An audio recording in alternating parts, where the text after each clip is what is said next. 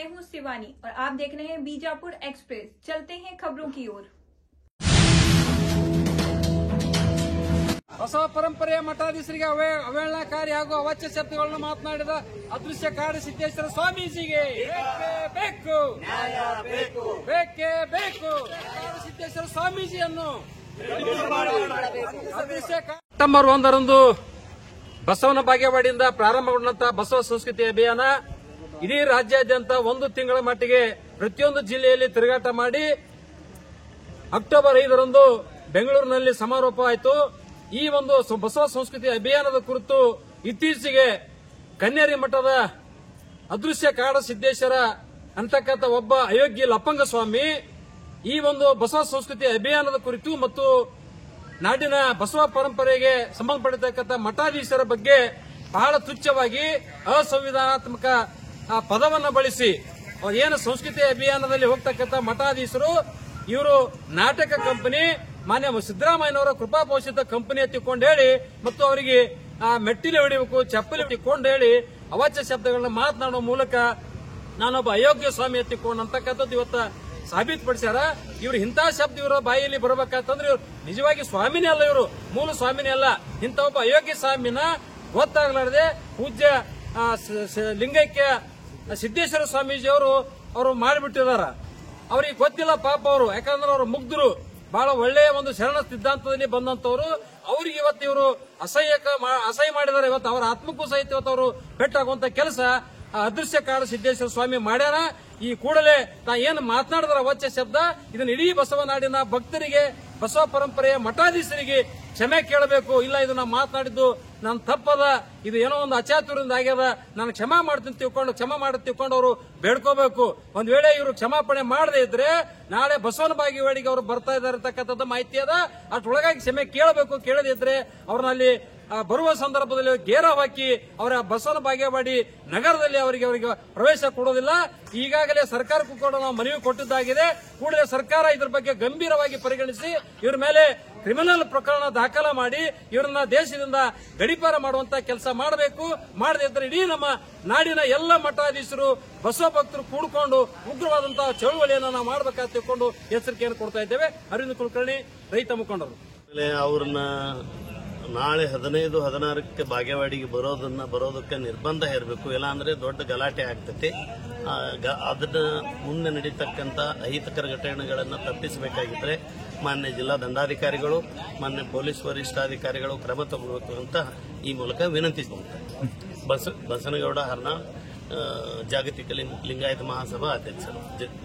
ಮತ್ತು ಲಿಂಗಾಯತ ಮಠಾಧಿಪತಿಗಳ ಕುರಿತು ತನ್ನ ಅನಾಗರಿಕ ಭಾಷೆ ಮತ್ತು ನೀಚ ನಾಲಿಗೆಯನ್ನು ಹರಿಬಿಟ್ಟಂತಹ ಕನೇರಿಯ ಕಾಡಸಿದ್ದ ಅಂತಕ್ಕಂಥ ಒಬ್ಬ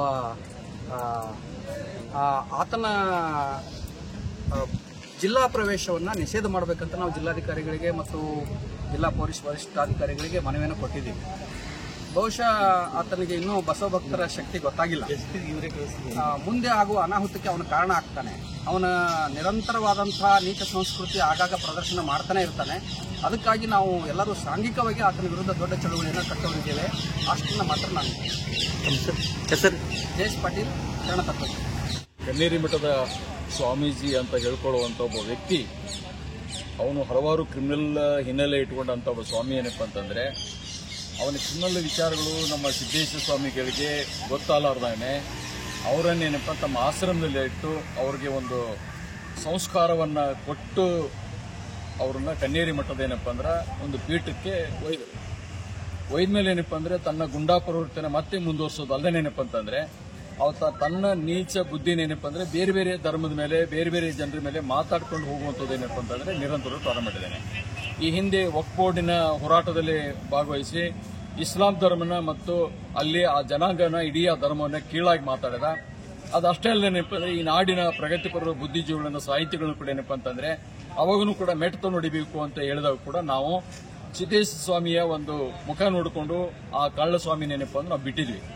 ಇತ್ತೀಚೆಗೆ ಏನಪ್ಪ ಅಂತಂದರೆ ಏನು ನಾಡಿನ ಇಡೀ ರಾಜ್ಯಾದ್ಯಂತ ಇಡೀ ಜಿಲ್ಲಾದ್ಯಂತ ಬಸವ ಸಂಸ್ಕೃತಿ ಅಭಿಯಾನ ಏನಪ್ಪ ಅಂತಂದರೆ ಸುಮಾರು 600 ಮಠಾಧೀಶರ ಒಂದು ಒಕ್ಕೂಟದಿಂದ ಏನಪ್ಪ ಅಂತಂದರೆ ಬಸವ ಸಂಸ್ಕೃತಿ ಉತ್ಸವ ಏನು ಒಂದು ಯಶಸ್ವಿ ಆಯಿತು. ಇದು ಅವನಿಗೇನಪ್ಪ ಅಂತಂದರೆ ಹೋಳು ಕಡ್ದಂಗೆ ಆಯ್ತು, ಚುಳ ಕಡ್ದಂಗೆ ಆಯ್ತು, ಏನಾಯ್ತು ಗೊತ್ತಿಲ್ಲ. ಹುಚ್ಚರಂಗೆ ಏನಪ್ಪ ಹೆಂಡ ಕುಡ್ದು ಏನಪ್ಪ ಹುಚ್ಚರಂಗೆ ಮಾತಾಡಕತ್ತೈತಿ. ಆ ಹುಚ್ಚತನಕ್ಕೆ ಏನಪ್ಪ ಅಂದ್ರೆ ಇಡೀ ನಾಡಿನದಂತ ಬಸವಾದಿ ಅಭಿಮಾನಿಗಳೇನಪ್ಪ ಅಂತಂದ್ರೆ ಅವನ್ ಏನ್ ಮಾತಾಡಿದಾನೆ ಅದನ್ನ ತಿಳಿಸ್ಲಿಕ್ಕೆ ಏನಪ್ಪ ನಾವು ತಯಾರಾಗಿದ್ದೀವಿ. ಅದಕ್ಕೆ ನಾವು ಕಾನೂನನ್ನ ಕೈಗೆ ಎತ್ಕೋಬಾರದು ಅಂತ ತಿಳ್ಕೊಂಡು ಮಾನ್ಯ ಜಿಲ್ಲಾಧಿಕಾರಿಗಳಿಗೆ, ಮಾನ್ಯ ವರಿಷ್ಠ ಪೊಲೀಸ್ ವರಿಷ್ಠರಿಗೆ ನಾವು ಮನವಿ ಮಾಡಿಕೊಂಡಿದ್ದೀವಿ. ಅವನ ಕಾನೂನಾತ್ಮಕವಾಗಿ ನೀವು ಅವನ್ನ ಜಿಲ್ಲೆಯಲ್ಲಿ ಬರಲಾರ್ದಂಗೆ ನಿಷೇಧಾಜ್ಞೆ ಹೇರಬೇಕು. ಒಂದ್ ವೇಳೆ ನೀವು ಕ್ರಮ ಕೈಗೊಳ್ಳಿಲ್ಲ ಅಂತಂದ್ರೆ ಇಡೀ 16-17 ಜಿಲ್ಲೆಗೆ ಆಗಮಿಸಿದ್ದಾನೆ. ಆ ಸಂದರ್ಭದಲ್ಲಿ ಏನಪ್ಪ ನಾವು ಕಾನೂನು ಕೈಗೆ ಎತ್ಕೊಂಡು ಏನಪ್ಪಾ ಅಂದ್ರೆ ಸ್ವಾಮಿಗೆ ಏನ್ ಮಾಡಬೇಕಾದ್ರೂ ನಾವು ಮಾಡ್ತೀವಿ ಅಂತ ತಿಳ್ಕೊಂಡು ಈ ಸಂದರ್ಭದಲ್ಲಿ ಆ ಸ್ವಾಮಿಗೆ ಎಚ್ಚರಿಕೆ ಕೊಡ್ತಾ ಇದ್ದೀವಿ. ಮತ್ತು ಜಿಲ್ಲಾಡಳಿತ ಕೂಡ ಏನಪ್ಪಾ ಅಂತಂದ್ರೆ ಒತ್ತಡ ತಾಲೂಕು ಏನಪ್ಪಾ ಅಂದ್ರೆ ಇವತ್ತು ನಾವು ಪ್ರೆಸ್ ಮೀಟಿಂಗ್ ಮಾಡಿದ್ವಿ ಮತ್ತು ಜಿಲ್ಲಾಧಿಕಾರಿಗೆ ಮನವಿಯನ್ನು ಕೊಟ್ಟಿದ್ದೀವಿ ಅಂತ. ಧನ್ಯವಾದಗಳು. ಪ್ರಭಾಟ್ ಪಾಟೀಲ್, ಮಾನವ ಬಂಧು ವೇದಿಕೆ ಜಿಲ್ಲಾ ಸಂಚಾಲಕರು.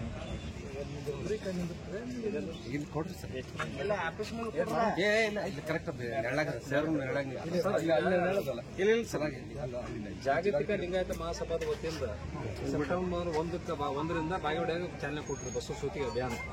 ಇಡೀ ರಾಜ್ಯಾದ್ಯಂತ ಎಲ್ಲ ಕಡೆನೂ ಪ್ರಚಾರ ಮಾಡಿಕೊಂಡು ದಂಡಯಾತ್ರೆ ಮಾಡಿಕೊಂಡು ಇದೇ ತಿಂಗಳು 5ನೇ ತಾರೀಕಿಗೆ ಬೆಂಗಳೂರು ಸಮಾರೋಪ ಸಮಾರಂಭ ಆಯಿತು. ಈ ಒಂದು ವಿಷಯದಾಗ ಕನ್ನೇರಿಯ ಕಾಡಸಿದ್ದೇಶ್ವರ ಸ್ವಾಮೀಜಿಯವರು ಬಹಳ ಅವಾಚ್ಯನಾಗಿ ಬಹಳ ತುಚ್ಛ ಮಾತಾಡ್ತಾರೆ. ಮತ್ತು ಇಡೀ ನಾಡಿನ ಮಠಾಧೀಶರಿಗೆ, ಬಸವ ಪರಂಪರೆ ಮಠಾಧೀಶರಿಗೆ ನೀವು ಸೂಳೆ ಮಕ್ಕಳು ನಿಮ್ಮನ್ನು ತಪ್ಪಿಸಿ ಹೊಡಿಬೇಕು ಬಡಿತೀನಿ ಅಂತ ಹೇಳಿ ಇದು ಅಸಂವಿಧಾನಿಕ. ಇದು ಅವ್ರ ಯೋಗ್ಯತೆನೇ ಅಲ್ಲ, ಅವ್ರ ಮಠಾಧೀಶರು ಅಲ್ಲ. ಈ ರೀತಿಯಾಗಿ ಇವರು ಅವಾಚ್ಯ ಶಬ್ದಗಳ ನಿಂದನೆ ಮಾಡೋದು ಮಠಾಧೀಶರಿಗೆ ಮತ್ತು ಬಸವಕ್ಕೆ ನೋವುಂಟು ಮಾಡಿದ್ದಾರೆ. ಮತ್ತು ಒಂದು ಕಡೆ ಬಸವಣ್ಣವ್ರಿಗೆ ಅಪಮಾನ ಮಾಡ್ದಂಗೆ ಈ ಶಬ್ದಗಳನ್ನು ಪ್ರಯೋಗ ಮಾಡಿದ್ದು ನೋಡ್ಬೇಕಂತ. ಅದಕ್ಕೆ ಇಂಥವನಿಗೆ ಈ ದೇಶದಲ್ಲಿ ಇರ್ಲಿಕ್ಕೆ ಅಯೋಗ್ಯ ಅದ, ನಾಯಕ ಅದನ್ನ ಇವನು ಗಡಿಪಾರು ಮಾಡುವಂಥ ವ್ಯವಸ್ಥೆ ಬೇಕು. ಇನ್ಮೇಲೆ ಕ್ರಿಮಿನಲ್ ಮೊಕದ್ದಮೆ ಹೂಡಿ ಇವನು ಜೈಲಿಗೆ ಕಳಿಸುವಂತ ವ್ಯವಸ್ಥೆ ಇಲ್ಲ. ಕ್ಷಮ ಕೇಳ್ಬೇಕು. ನಿಮ್ಮ ಕ್ಯಾಂಪಸ್ನಲ್ಲಿ ಒಕ್ಬೋರ್ಡ್ ಬಗ್ಗೆ ಸ್ಟಾರ್ಟ್ ಆಗಿದಾಗ ಅವಾಗ ಕೂಡ ಇಸ್ಲಾಂ ಬಗ್ಗೆ, ಮುಸ್ಲಿಂ ಬಗ್ಗೆ ಹಿಂಗೆ ನೇರವಾಗಿ ಮಾತಾಡ್ತಾರೆ. ಅವಾಗೂ ಕೂಡ ಏನಪ್ಪ ನಿಮ್ಮ ಪೊಲೀಸ್ ಇಲಾಖೆ ಏನಪ್ಪ ಅಂದ್ರೆ ಪರ್ಮಿಷನ್ ಕೊಟ್ಟು ಪೊಲೀಸ್ ಇಲಾಖೆ ಬೆಂಬಲದಲ್ಲಿ ಇದ್ದಾಗ ಅವರ ರಕ್ಷಣೆಯಿದ್ದಾಗನೇ ಒಬ್ಬ ಸ್ವಾಮಿಯ ಅಷ್ಟು ಕೆಟ್ಟದಾಗಿ ಮಾತಾಡೋದು ಕೂಡ ಏನಪ್ಪ ಅಂದ್ರೆ ನೀವು ಜಿಲ್ಲಾಡಳಿತರು ಪೊಲೀಸ್ ಇಲಾಖೆ ಸಮೋಟ ಕೇಸ್ ಹಾಕಿಲ್ಲ. ಯಾಕೆ ನೀವು ಬಿಡ್ತಾ ಇದ್ರ ಬಗ್ಗೆ ನಿಮ್ಮದು ಕೂಡ ನಮಗೆ ಒಂದು ಪ್ರಶ್ನೆ ಇದೆ. ಒಬ್ಬ ನಿಮ್ಮ ಕಂಪೌಂಡಲ್ಲೇ ಸರ್ ಒಪ್ಕೊಳ್ಬೇಕು ಕೆಟ್ಟದಾಗ ಮಾತಾಡೋದು. ಅದೇ ವೇದಿಕೆಯಲ್ಲಿ ಏನಪ್ಪ ಅಂತಂದ್ರೆ ಪ್ರಗತಿಪರ ಬುದ್ಧಿಜೀವಿಗಳು, ಲುಚ್ಚಾಸುಳ ಮಕ್ಕಳು, ಮುಸ್ಲಿಂ ಮಕ್ಕಳು ಅವರು ಚಪ್ಪತ್ತು ಹೊಡ್ರಿ ಅಂತ ಇದೇ ಹೇಳ್ದ. ಒಂದು ಇಸ್ಲಾಂ ಬಗ್ಗೆ ಮಾತಾಡ್ದ, ಎರಡನೇದೇನಪ್ಪ ಬುದ್ಧಿಜೀವಿ ಮಾತಾಡ್ದ. ಈಗೇನಪ್ಪ ಅಂತಂದ್ರೆ ಲಿಂಗಾಯತ್ ಮಠಾಧೀಶ ಬಗ್ಗೆ ಲಿಂಗಾಯತ್ ಬಗ್ಗೆ ಮಾತಾಡಿ. ಈಗ 15-16 ಬಾಗೇವಾಡಿಗೆ ರಾಜ್ಯದಂತ ಮಂದಿ ಬರ್ಲಿಕ್ಕೆ ಸರ್ ಅವನ್ನ ಮಸೀರೆ ಹೊರಸ್ತಾರ ಏನಾರ ಮಾಡ್ತಾರೆ, ಏನಾಗ್ತದೆ ಗೊತ್ತಿಲ್ಲ ಸರ್. ಅದಕ್ಕೆ ಅಲ್ಲಿಗೆ ವಿಜಯಪುರ ಜಿಲ್ಲೆಯನ್ನು ನಿರ್ಬಂಧವನ್ನು ಹಾಕಿ